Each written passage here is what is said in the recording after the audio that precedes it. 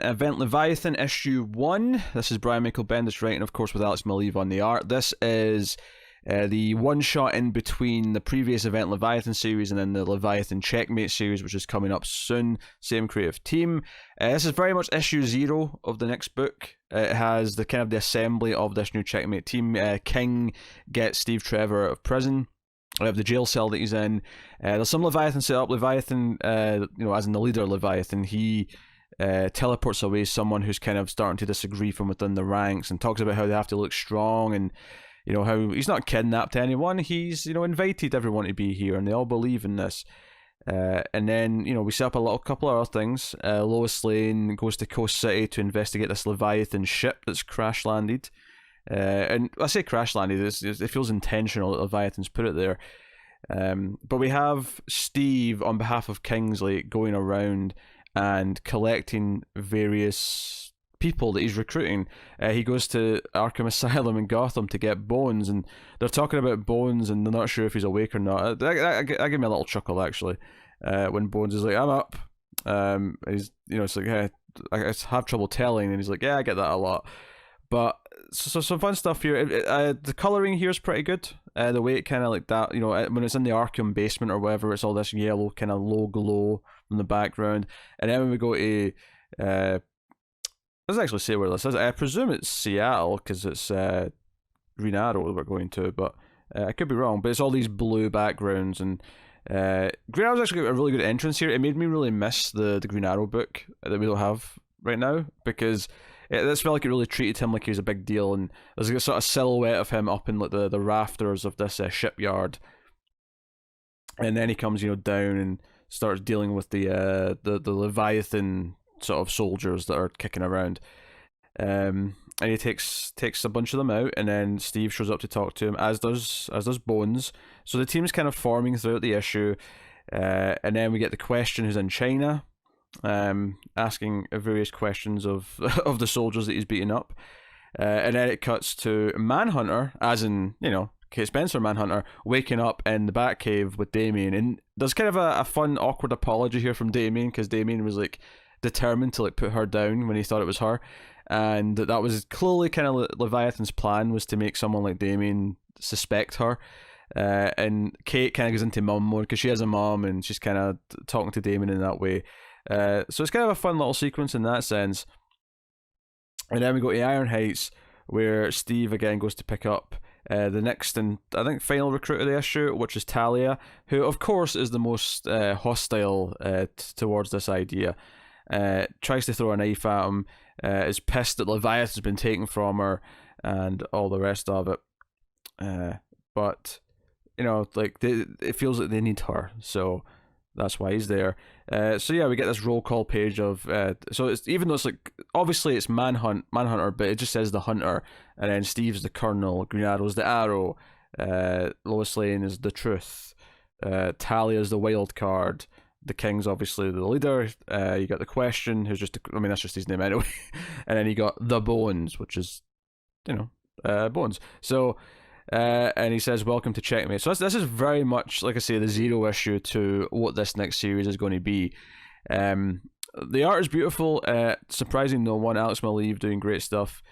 Very consistent with the previous series. Great shadow work, all the colours are just beautiful. It makes every character feel like a big deal. Like sometimes you don't see characters like Bones or even Green Arrow in books. Even in Green Arrow's own book, he had great art for a long time, but towards the end there, it was a bit more kind of just house style, and Bones kind of pops up with that a lot as well whenever he does. So it's really nice to have this great sort of A-tier artist kind of like treating everyone like they're worthy of like the best looking town. And the big thing here, plot wise, at the end, is that Leviathan have purchased Markovia, and Markovia is now Leviathan. Leviathan have a country, and they kind of talk about how, from a legal standpoint, now if they attack Leviathan, it's a legal and a diplomatic nightmare. It's so very interesting. Obviously, it's not a stretch to think a little bit of Doctor Doom's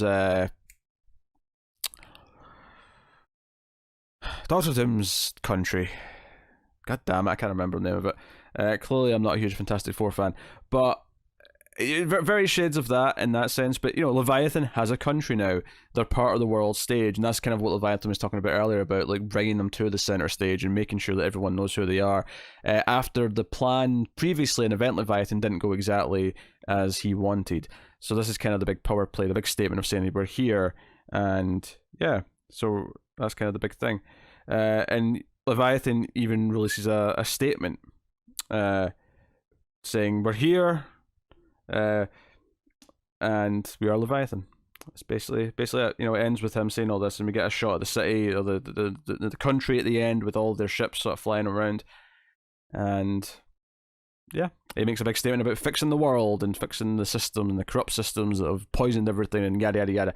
It's very very good one shot. It's one of these things where like part of me's maybe it'll feel really distinct when we read the Checkmate issue 1 and read that next miniseries, but part of me wonders why this isn't just issue 1 of Checkmate, because it feels like it could be, or be issue 0 of Checkmate, which is why I'm calling it issue 0, because it's not issue 1 obviously, because there is an actual issue 1, but it does very much feel to me that this could just be the start of that miniseries and just have that be a 7-issue miniseries. Maybe it's because there's like a month off between them, I think, or maybe 2 months off before we get to the first issue of Checkmate. Maybe that's why this is a one-shot, because they wanted Maleev to have a couple of months to get ahead in the rest of it. But then again, like, why not just hold this back for a little bit and then continue from there? They do reference that Superman's identity has been, revealed to the world. When Lois shows up in Coast City, the guy's kind of like, "Oh, I know you're busy, Miss Lane," but he mentions that he calls her because there's no agencies picking up anymore. Like Leviathan kind of took them all out, so no one is there to respond to like requests like this. So it's just a neat little bit of continuity between the books. Bendis is obviously making sure a lot of his stuff is syncing up between all of his books at the very least, even if the DCU as a whole is kind of in a weird place with that stuff. But no, very good. So I will tell you what Matt thought of it, actually, because Matt did send in his thoughts. He cares deeply about this book.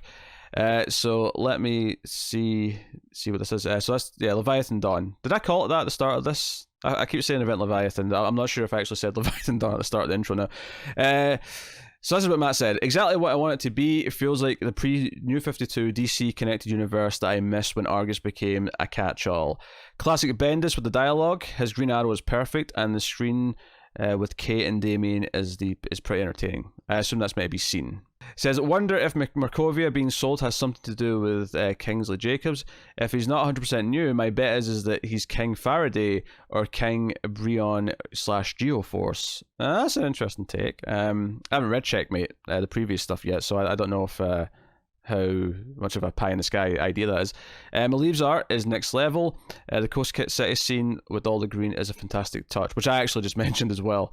So Matt gave that a 9 out of 10. I have to agree with that and give this a 9 out of 10 as well. I think it's a really exciting book that's kind of continuing the threads of Event Leviathan, but honing in even more on these other characters that aren't Batman and aren't these regulars. There's no Batman or Superman here. This is purely the more detective-y characters with the addition of Bones, which I love because Bones is great. I'm always down for Bones. So 9 out of 10 for me as well.